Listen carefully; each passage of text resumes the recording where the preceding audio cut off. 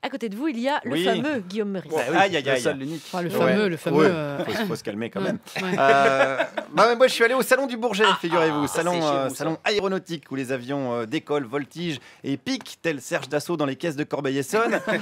Et Dassault, il va en être question dans cette chronique parce que je me suis intéressé au Rafale, le célèbre avion Rafale.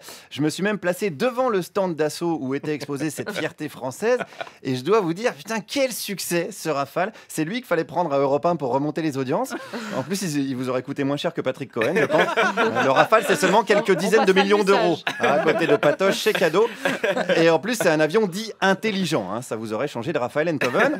Mais bon, non, mais on n'est pas là tellement gratuit. voilà, pour parler de repas. Revenons à notre Rafale et à ses fans. Et on commence avec une dame. C'est un bel engin quand même, surtout quand il fait les descentes en pic.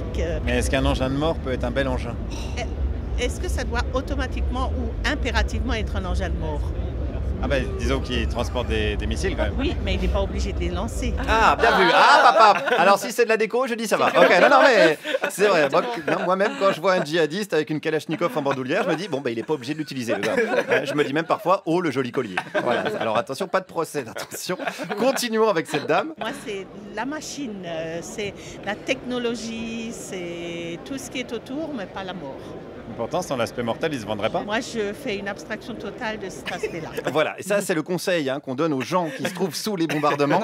Faites abstraction de l'aspect mortel de l'engin, sinon ça va vous causer du stress et c'est pas bon pour votre tension. Voilà, radio de service public, on est là pour donner des conseils. Regardez juste, si vous voulez, la beauté de l'objet. Par exemple, le virus du sida, quand tu regardes bien, il est joli. vrai. Clara Dupont-Mono, elle est jolie. C'est pareil. Voilà, c'est pareil.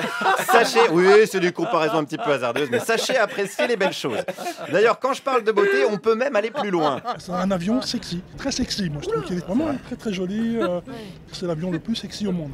Et avec les arrondis et la pénétration dans l'air. Putain, arrête, tu m'excites. Putain. J'étais à deux doigts de jouir comme un éditorialiste du Figaro dès qu'on en vend 15 à un pays sous-développé. Alors, à l'heure des charges, sans mauvais jeu de mots, on n'a pas tous les jours des occasions d'être excité au Figaro en dehors de la journée de dépistage du cancer de la prostate. C'est quand même assez calme, mais c'est pas le sujet. Oui, on se fait les images.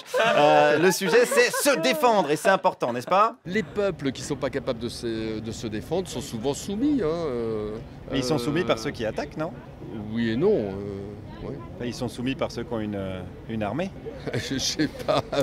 Bon, disons que c'est assez rare qu'un pays envahisse un autre avec des petites cuillères ou des chamallows. Voilà, on va pas se mentir. Alors, je sais bien que les djihadistes attaquent au marteau, mais je sais pas si un Rafale va être bien utile à ce moment-là. Enfin, c'est plutôt Valérie Damido qu'il faudra envoyer. Elle connaît mieux le matos, elle va leur maroufler la gueule, ça sera plus efficace. Mais en attendant, est-ce que c'est une bonne idée de vendre des technologies de guerre au monde entier? Je crois que ce qu'il y a de plus dangereux, c'est les dictatures. Ah. Voilà. Bon, les démocraties qui disposent d'un armement, mon Dieu, je pense que ça me semble plus logique que les dictatures. Par exemple, le Qatar, c'est une dictature. Et pourtant, on leur vend des Rafales. Je ne suis pas au courant de toutes ces ventes. J'en entends un petit peu parler.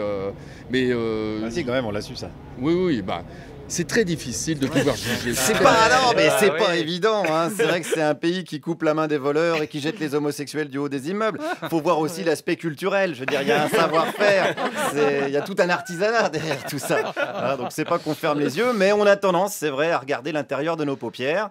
N'est-ce pas, monsieur? Écoutez, si on met beaucoup d'argent et c'est nos impôts à en construire, autant que ce soit une réussite. Est-ce que la guerre, c'est bon pour l'économie, alors? Sous certains aspects, oui. Est-ce que ça, c'est pas un problème? Écoutez, j'ai pas envie de voir ça sur cet aspect-là. Ah, c'est vrai, il a raison, mais c'est un défaut que j'ai. Moi, je vois toujours ça sous un mauvais aspect. Ça, c'est vrai. Non, mais c'est vrai. Je me dis toujours, tiens, les budgets militaires explosent partout dans le monde, ça pue du cul. Parce que je vois ça du mauvais aspect. Je me dis toujours, tiens, pourquoi on n'investirait pas dans des avions ou des drones capables de stopper plus facilement des incendies comme celui du Portugal? Eh ben non, mauvais aspect. C'est mon côté chiant. Voilà, c'est mon côté pénible, c'est mon côté Mélanie Bauer. Alors, pour contrebalancer, attention, pour contrebalancer. C'est pas possible. Pour contrebalancer, je voulais quand même finir cette chronique par une note positive directement avec un militaire. Nous, on a l'occasion de côtoyer ces avions-là toute l'année, vu qu'on part pas mal en mission, donc c'est un bel avion. Après, chacun y voit son compte. Disons qu'on s'imagine que si on se prenait ça sur le coin du bec, on ferait pas les malins, quoi. Ah bah oui, non mais ça par contre, je pense que ça efface les sourires. Ça efface les sourires, voilà, c'est bien vu. Ça efface les sourires des femmes, des hommes, des enfants, mais pas ceux des actionnaires de chez Dassault. Guillaume Meurice. Merci pour tout.